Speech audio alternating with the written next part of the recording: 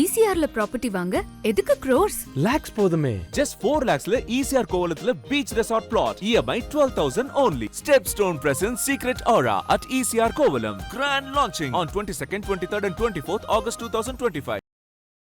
விஜய் கோட்ல சிவகார்த்திகேயன் கையில கொடுத்த கன்னை கரெக்டா யூஸ் பண்ணிருக்காரா? துப்பாக்கி வந்து கரெக்டாக யூஸ் பண்ணியிருக்காரு சொல்ல விஜயை விட நல்லா யூஸ் பண்ணியிருக்காரு சிவகார்த்திகேயன். என்ன ஸ்பெஷல்னு கேட்டிங்கன்னா நீங்கள் கேட்டிங்கல்ல துப்பாக்கி கரெக்டாக இந்த படத்துக்கு மதராசின்னு பேர் வைக்காம துப்பாக்கி 2னே வச்சுட்டு இருக்கலாம்.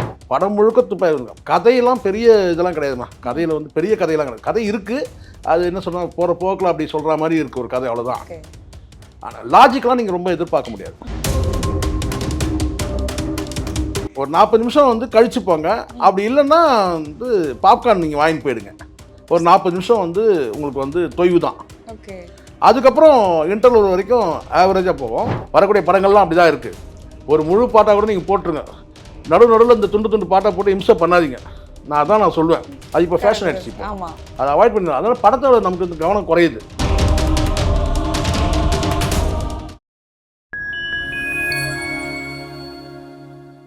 ஃபைன் டைம் சினிமா நேயர்களுக்கு வணக்கம். இன்னைக்கு நம்ம கூட நிகழ்ச்சியில ஷேக்வாரா ஜெய்சங்கர் சார் இணைஞ்சிருக்காரு. அவர்கிட்ட சினிமா பத்தி நிறைய விஷயம் நம்ம கேட்போம். ஆனா இன்னைக்கு சார் கிட்ட வந்து பாத்தீங்கன்னா மூவி ரிவ்யூ கேட்க போறோம். சார் வணக்கம் சார். வணக்கம். மதராசி பார்த்துட்டு வந்திருக்கீங்க.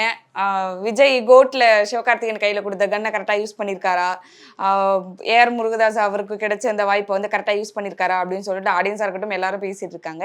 நீங்க படம் பார்த்துட்டீங்க, படம் எப்படி இருந்துச்சு அதை ஃபர்ஸ்ட் சொல்லுங்க. நீங்க கேட்ட மாதிரி துப்பாக்கி வந்து கரெக்டாக யூஸ் பண்ணிருக்காரு சொல்ல விஜயை விட நல்லா யூஸ் பண்ணிருக்காரு சிவகார்த்திகேயன். முதல்ல அது சொல்லிடுறேன்.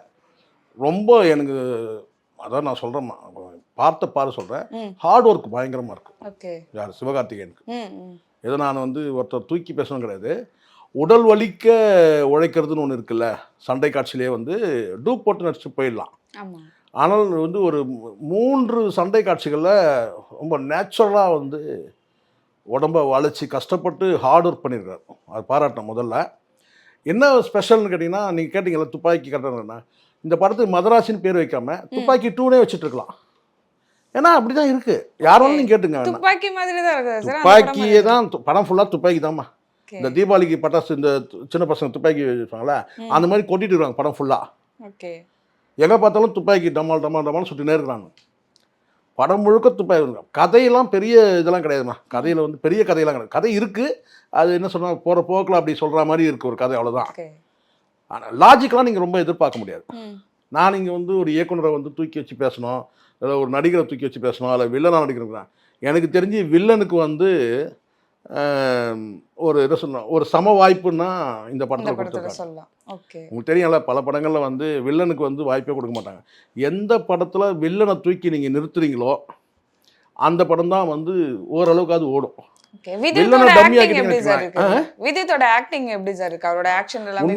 நான் தான் சொல்றேன்லம்மா, இப்படி சொன்னோம்னா என்னன்னு கேட்டேன், இவர் ஃபேனுக்கு தவிர்க்க முடியாமல் சொல்லிட்டேன், விஜய்னு சொல்லிட்டேன். உண்மையாக சொல்கிறேன்னா துப்பாக்கி படத்தில் 1ல் வந்து சண்டை காட்சி நீங்கள் பார்த்துருப்பீங்க. இதில் வந்து பார்த்தீங்கன்னா துப்பாக்கியோட சண்டை போட்டாலும் கூட பார்த்தீங்கன்னா இந்த டைவ் அடிக்கிறது, வளையிறது, குதிக்கிறது, எகுறது இதெல்லாம் இருக்குல்ல, இதெல்லாம் வந்து ரொம்ப நேச்சுரலாக பண்ணியிருக்கிறாரு சிவகார்த்திகேயன். ரொம்ப ஹார்ட் ஒர்க் நான் சொல்கிறேன், அதில் ஒன்றும் நோ டவுட்டு. இதில் வந்து எஸ்கேயோட ஃபேன்ஸுக்கெல்லாம் விருந்து நல்லா போகலாம். இது நல்ல ஃபைட்டு வந்து இருக்குன்னு சொல்லிட்டு மற்றபடி கதை ஒரே ஒரு நூல் அளவில் கூட சொல்ல முடியாது கதை. இது வந்து காதல் கதையான்னு கேட்டிங்கன்னா கிடையாது, ஆனால் காதல் இருக்குது. முழுக்க முழுக்க வந்து இவர் யாருக்காக தான் இவர் வந்து இவ்வளோ ஃபைட் பண்ணுறாரு பார்த்தீங்கன்னா காதலிக்காக தான் ஃபைட் பண்ணுறாரு. சரி, காதலி வந்து எதுக்காக கேட்டால் காதலியை காப்பாற்றுறதுக்காக பண்ணுறாரு. சரி, காதலியை எதுக்காக காப்பாற்றுன்னு கேட்டால் இவரால் தான் காதலியே போய் சிக்கிறாங்க. லாஜிக்லாம் பெருசாக கிடையாது. என்ஐஏ வந்து அவங்க இந்த மாதிரி இந்த ஆயுத கும்பலை வந்து ஆயுத கடத்தல் கும்பலை வந்து பிடிக்கிறதுக்கு ஒரு மென்டலை வந்து பயன்படுத்துவாங்க. அப்போ பாருங்கள் எப்படி இருக்குது, லாஜிக் யாராக இருந்தது. லாஜிக் எதிர்பார்க்க முடியாது. அதாவது ஒரு மென்டல், ஒரு மனநோயாளி, மனநலம் பாதிக்கப்பட்டவர் கிட்டத்தட்ட யாரு இவரு, அவரை வந்து எண்ணெயை வந்து பயன்படுத்துதுன்றது எவ்வளோ பெரிய ஒரு சாதாரண விஷயமா. இது எப்படி நானே யோசிச்சேன், எப்படி இதெல்லாம் யோசிக்கிறாங்க, எப்படி யோசிக்கிறாங்கன்னு தெரியல. ஒரு ஒரு மனநலம் பாதிக்கப்பட்டவனை வந்து எண்ணெயை வந்து என்ன செய்து கேட்டால் ஆயுத வந்து கும்பலை பிடிக்கிறதுக்காக அவரை வந்து ஒரு ஒற்றராக அனுப்பி பிடிக்கிற மாதிரி தான், ட்ராப் பண்ணி பிடிக்கிற மாதிரி இருக்கு. அதுக்கு ஏன் இவரை சூஸ் பண்ணாங்கன்னு கேட்டால் இவர் வந்து மென்டல், இவர் கரெக்டாக பொருத்தமாக இருப்பார், இவர் 10 பேர் அடிக்கிறவர், 20 பேர் அடிக்கிறவர், அந்த மாதிரி தான் இது பண்ணுறாங்க. ரொம்ப லாஜிக்கெலாம் பார்க்க வேண்டியதில்லை. எஸ்கேவுடைய ரசிகர்களுக்கு இது படையல் விருந்து. பொதுவாக ஆடியன்ஸ் போய் பார்க்கலாம். ஓகே, சத்தியமாக சொல்கிறேன், இது மொக்கையான படம் கிடையாது. சில பேர் சொல்லுவாங்க இது மொக்க படம்னு சொல்லிட்டு. மொக்கையான படம். ஆனால் கடந்த காலத்தில் ஏஆர் முருகதாஸுடைய படங்கள்லாம் பார்த்துட்டு போனீங்கன்னா அது உங்கள் மிஸ்டேக்கு. நீங்கள் ரமணா மாதிரி இருக்கும், கத்தி மாதிரி இருக்கும், அப்படிலாம் போனீங்கன்னா வேஸ்ட்டு. துப்பாக்கி ஒன்றா பார்த்துட்டு போங்க. துப்பாக்கி பார்த்தோம்னா துப்பாக்கி 2 நல்லா இருக்குன்னு சொல்லுவீங்க. இது துப்பாக்கி 2. துப்பாக்கி இருக்குன்றதுக்காக அப்படியே கதையே அப்படிதான் இருக்கு. அதே தான் அதில் இருக்க வில்லனே தான் இதுலேயும் வராரு.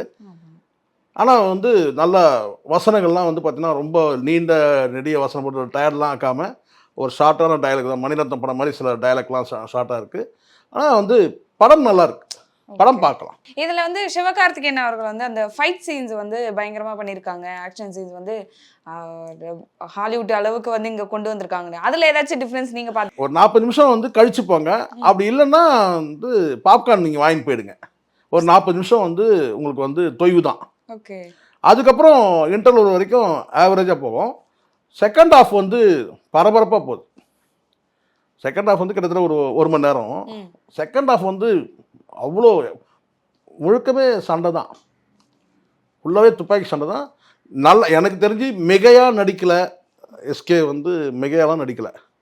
அந்த கேரக்டர் என்னவோ அதை சொல்லி புரிஞ்சு நடிச்சிருக்கிறாரு. நான் நினைக்கிற எவ்வளோ தூரம் வந்து இது சரின்னு தெரியல. படம் பார்க்குறவங்க என்ன சொல்லிட்டோம். இவருக்கு கம்பேனியன் வந்த அந்த கதாநாயகி இருக்காங்களே ருக்மணி வசந்த், அவங்க தான் வந்து ருக்மணி தான் வந்து அவங்க வந்து ஜோடியாக நிற்கிறாங்க. அவங்க வந்து சரியாக இவரோட வந்து ஜெல் ஆகலை. கேரக்டராகவே நான் சொல்கிறேன். மற்றபடி வந்து இவங்களுக்குள்ளே வந்து என்ன சொல்கிறேன்னா இந்த ரொமான்ஸ் சாங்லாம் கிடையாதுமா. ஆனால் வந்து ஆக்டிங்கில் கூட வந்து பார்த்திங்கன்னா அவங்க வந்து ஒரு புதுமுகமாக போல இருக்குன்னு நினைக்கிறேன். புதுமுகமானு தெரியல, நான் அறிமுகமும் போடல. முன்னெல்லாம் அறிமுகம் போடுவாங்க முதல் படமாக இருந்தால். இப்போ அதை கூட போட மாட்டானுங்க. அது முதல் படமா இல்லை இதுக்கு முன்னாடி எங்கன்னா நடிச்சிருக்கிறாங்களா இல்லையான்னு தெரியல. ஆனால் வந்து எஸ்கே கூட வந்து இந்த லவ் சீனில் வந்து ரொமான்ஸ் சீனில் லவ் சீன் ஒன்று இருக்கு இல்லையா, அதில் ஜெல் ஆகாத மாதிரி தெரியுது. ஸோ அவங்க ஜெல் ஆகாதனால நமக்கு என்னன்னு கேட்டிங்கன்னா வந்து இந்த படத்தில் வந்து கொஞ்சம் அந்த டச், ஏன்னா முழுக்க முழுக்க காதலிக்காக தான் இவ்வளோ போராட்டங்கள் ஆயிடுது. இப்போ எண்ணெய்க்காக போராட போன மனிதர் வந்து காதலியை மீட்கிறதுக்காக போராடுறாரு. அப்படி தான் இருக்குது கதை அமைப்பு. அப்போ வந்து அந்த காதலியோட இவருக்குள்ள அந்த காதல் வந்து பார்த்தீங்கன்னா வந்து எஸ்கே சூப்பராக வெளிப்படுத்துகிறாரு. உண்மையிலே சும்மா பாராட்டணும். உண்மையிலே வந்து நல்ல நடிப்பு. காதலிக்காக அழகிற காட்சிகளும் சரி ரொம்ப நல்லா இருக்கும். எனக்கு தெரிஞ்சு வந்து எஸ்கே நடித்த படங்கள்லேயே வந்து அமரனுக்கு பிறகு இந்த படத்தில் வந்து கிளைமேக்ஸ்லாம் ரொம்ப நல்லா நடிச்சிருக்காரு. ஆனால் அந்தமா வந்து ருக்மணி வந்து கரெக்டாக வந்து இவருக்கு வந்து ஜெல் ஆகலை. அது நல்லா தெரியுது. அவங்க கேமரா பார்த்து பயப்படுறாங்க. நமக்கு தெரியல, நம்ம கேமராமேன் தான் தினம் வந்து பொழப்ப அப்படிங்கும்போது நல்லா தெரியுது. கேமரா பார்த்து பயப்படுறாங்க, நல்லா தெரியுது அது. ஆனால் தாண்டி மொத்தமாக மோசம்னா நான் சொல்ல மாட்டேன். பட் இவர் நடித்த அளவுக்கு வந்து கூட சேர்ந்து அவங்களால வந்து பண்ண முடியல. அதனால் நமக்கு வந்து அந்த கேரக்டர் வந்து சரியாக ஒட்டலை. மாலதின்ற கேரக்டர் வந்து, மாலதினா நீங்கள் வேறு யாரும் நினச்சிக்காதீங்க, அந்த கேரக்டர் வேறு மாலதி. அது மாலதின்ற அந்த கேரக்டர் வந்து பார்த்தீங்கன்னா நமக்கு வந்து கரெக்டாக வந்து கதையில இருந்து அட்டாச் ஆகல. நமக்கு வந்து சரியா வந்து டச் ஆகல. ஆனால் முழுக்க முழுக்க வந்து எஸ்கேவோட ஆட்டம். அதாவது நடிகர் பிஜு மேனன் வந்து அவருடைய ரோல் அவர் நல்லா பண்றாரு. விக்ராந்த் வந்து வராரு. விக்ராந்த் தான் ஏதோ பெரிய எதிர்பார்ப்பு நமக்கு இருந்தது. ஆனால் திடீர்னு அவர் வந்து துப்பாக்கியில் சுட்டு சாப்பிடுச்சிட்றாங்க. ஸோ வந்து மொத்த கதையும் சொல்ல முடியாது, கதை சொன்னாலும் சிக்கலாயிடும். ஆனால் பெற்றோர்களை சிறு வயதில் விபத்தில் வந்து பறிகொடுத்த ஒருவர் வந்து மனநலம் பாதிக்கப்பட்டு, அந்த மனநலம் பாதிக்கப்பட்டவருக்கு வந்து ஒரு காதலி கிடச்சி, அந்த காதலியும் வந்து பார்த்திங்கன்னா கைவிட்டுட்டு போகும்போது, தற்கொலைக்கு பண்ணுறதுக்கு முடிவெடுத்து போகும்போது, அந்த தற்கொலையிலேருந்து காப்பாற்றுற போலீஸு அவரை வந்து எண்ணெயை டீம் வந்து இவர் வந்து இவரை கேட்ச் பண்ணி இவரை வந்து என்ன செய்கிறாங்கன்னா அந்த ஆயுத கடத்தல் கும்பலுக்கு வந்து கண்டுபிடிக்கிறதுக்கு இவரை பயன்படுத்துகிறாங்க அப்படின்றதான் கதை. கடைசியில் வந்து காதலி போய் அந்த கும்பலில் சிக்கிறான். அந்த கும்பல் வந்து இவர் எப்படி காப்பாற்றுறாரா இல்லையான்றதான் கதை. புரிஞ்சிருக்குன்னு நினைக்கிறேன். உங்களுக்கு ஃபுல் கதையை சொல்லலை நான். ஆனால் வந்து முழுக்க முழுக்க நீங்கள் வந்து கதையெல்லாம் நீங்கள் பார்க்காம எஸ்கேவுடைய அட்ராசிட்டியை போய் பார்க்கணுன்னா போய் பார்க்கலாம். அந்த அளவுக்கு அட்டகாசம் வந்து பார்த்தீங்கன்னா வந்து அவர் ஆடியன்ஸை ஃபுல்ஃபில் பண்ணி அனுப்புறாரு எஸ்கே. ஏர் எனக்கு ரொம்ப சிவகார்த்திகேயன் படத்தில் அமரனுக்கு அப்புறம் இந்த படம் ரொம்ப பிடிச்சிருக்கு. சில பேர் சொன்னாங்க, என்னென்னவோ சொன்னாங்க நெகட்டிவ், வந்து படம் சரியில்லை, அது இல்லை, ட்ரைலர் சரியில்லை, அது சரியில்லை சொன்னாங்க. எனக்கு வந்து ஒரு 40 நிமிஷம் வந்து கொஞ்சம் கஷ்டமாக இருந்துச்சு எனக்கு. சரிங்களா? மற்றபடி சில குறைகள்னா அந்த சில பாடல்களை அவாய்ட் பண்ணியிருக்கலாம் தான். அடுத்தது நான் அதான் சார் கேட்கலாம். துண்டு துண்டா அங்கங்கே ஒரு பாடல் போடும்போது அது ஃபேஷன் ஆகிடுச்சு இப்போ சினிமாலேயே. அந்த படம் அந்த பாட்டு வந்து டச்சாக இருக்கா இல்லையான்னு கூட இல்லாமல் சும்மா அது ஒரு எக்ஸ்ட்ரா ஃபிட்டிங் மாதிரி அந்த பாட்டை போட்டு விட்றாங்க எதுக்கு எடுத்தாலும். அது வந்து மீனிங் ஆகுதா இல்லையான்னு தெரியல, அது படத்தோட ஒட்டுதா இல்லையான்னு கூட தெரியாமல் அது பாட்டை வந்து தனியாக போட்டுகிட்டே இருக்க நிறைய பார்க்குறேன். இப்போ நிறைய அந்த மாதிரி வரக்கூடிய படங்கள்லாம் அப்படி தான் இருக்குது. ஒரு முழு பாட்டாக கூட நீங்கள் போட்டுருங்க, நடுவில் இந்த துண்டு துண்டு பாட்டாக போட்டு இம்சை பண்ணாதீங்க. நான் சொல்லுவேன் அது இப்போ ஃபேஷன் ஆகிடுச்சு. இப்போ அதை அவாய்ட் பண்ணி அதனால் படத்தோட நமக்கு இந்த கவனம் குறையுது. நான் பாடல் வரியை தேடுறதா அந்த காட்சியை பார்க்குறதா? ஒன்று போட்டால் ஒரு பாட்டு ஃபுல்லாக போட்டுருங்க, அது நல்லா இருக்கோ இல்லையோ, அதனால் நான் பாப்கார்ன் அது இது சாப்பிட்டு கொஞ்சம் அட்ஜஸ்ட் பண்ணிக்கிறோம். அதை விட்டுட்டு நீங்கள் துண்டு துண்டாக அங்கங்கே போடுறேன்னு சொல்லிட்டு ஒரு காட்சிக்கு நீங்கள் பாட்டை போட்டுருந்தீங்கன்னா அது ஏதோ ஃபேஷன் மாதிரி ஆயிடுச்சுமா. இப்போது நிறைய நான் படங்கள் அது மாதிரி பார்க்குறேன். இதில் வந்து பார்த்தீங்கன்னா அனிருத்தோட மியூசிக் பற்றி ஆடியன்ஸ் சொன்னதாக இருக்கட்டும், ரொம்ப கஷ்டமான மியூசிக்மா. இதில் அனிருத் என்னன்னு கேட்டிங்கன்னா பிஜிஎம்லாம் நல்லா கொடுக்குறாரு. அது ரொம்ப கஷ்டமான மியூசிக்னா பிஜிஎம்ல என்னன்னு கேட்டிங்கன்னா இந்த படத்தில் அவர் கேட்டிங்கன்னா இந்த துப்பாக்கி சொல்கிற சவுண்ட் இருக்குது இல்லை, அதுதான் ரொம்ப ஹார்ட் ஒர்க்காக அவர் பண்ணியிருப்பாருன்னு நினைக்கிறேன். பிஜிஎம்ல வேற ஒன்றும் கிடையாது, இதுதான் முழுக்க முழுக்க வந்து கேட்டால் துப்பாக்கி சொல்கிறது. சுட்டுக்கினே இருக்கணும், அவ்வளோதான். சுட்டுக்கினே இருப்பாங்க. ஆஃப்டர் இன்டர்வலுக்கு அப்புறம் நீங்கள் துப்பாக்கியில் சொல்கிறது தான். அவங்க சுடுவாங்க, அவங்க சுடுவாங்க, அவங்க சேர்ந்து நிறைய பேர் செத்து போகிறான். எதுக்கு சாவறான்னு தெரியல. ரெண்டு தரப்புலையும் வந்து பார்த்தீங்கன்னா யாரை எப்போ சுடுவானே தெரியல, அப்படி தான் போயிட்டுருக்கு. இல்லை ரெண்டு வில்லனை காட்டுறாங்க, வந்து 2 வில்லன், ஒருத்தர் என்ன துப்பாக்கி நடிச்சவர் தான், இன்னொரு வில்லனை காட்டுறாங்க. ஸோ இவங்க தான் அங்கே வந்து பெரிய அளவில் வந்து வில்லனில் வந்து பயன்படுத்துறதுனா துப்பாக்கி படத்தில் நடிச்ச அந்த வில்லன் இருக்காரு. ஆமாம், அவர் வந்து நல்லா பண்ணுறாரு. இதில் இன்னும் கொஞ்சம் அந்த படத்தை விட இதில் வந்து ஒரு வசனம் கூட சொல்கிறார்ல, துப்பாக்கி எவன்கிட்ட இருந்தாலும் நான் தான்டா வில்லன்ட்டு, நல்லா இருக்கு. அவருக்கு கொஞ்சம் முக்கியத்துவம் கொடுத்துருக்காங்க. இதுக்கப்புறம் அவருக்கு ஃபேன்ஸா இருக்கட்டும், படங்கள் அதிகமா வர வாய்ப்பு இருக்குன்னு நினைக்கிறீங்க. நல்லா நடிச்சிருக்காரு இதுல. ஓகே, வில்லன் கேரக்டருக்கு கரெக்டான. நம்ம இப்போது வில்லன் எவனுமே கிடையாது. கூப்பிட்டா அவனுக்கு என்னதான் கூப்பிடணும். ஸோ என்ன கூட மாட்டாங்க, நம்மளால குனிஞ்சு நின்று சண்டை போட முடியாது. ஆமா, சண்டை போடல. அதனால என்ன செய்யணும்னா இவர் நல்லா பண்றாரு. ஒரு பேர் எப்படி உங்களுக்கு புலன் விசாரணையில் எப்படி வந்து சரத்குமார் வந்து இருப்பார், அந்த மாதிரி பாடியை வந்து ஃபிட் பண்ணி வச்சிருக்காரு. நல்லா இருக்கும். உண்மையை படம் நல்லா இருக்கு. யாராவது தயவு செய்து நான் சொல்கிறேன், இந்த ரிவ்யூ சொல்கிறவங்க வந்து இது நோட்டை அது நோட்டை அப்படிலாம் கிடையாது. நீங்கள் வந்து ஆடியன்ஸ் வந்து பார்த்தீங்கன்னா வந்து சின்ன பசங்களோட போகலாம். ஆபாச காட்சி இல்லவே இல்லை, சுத்தமாக கிடையாது.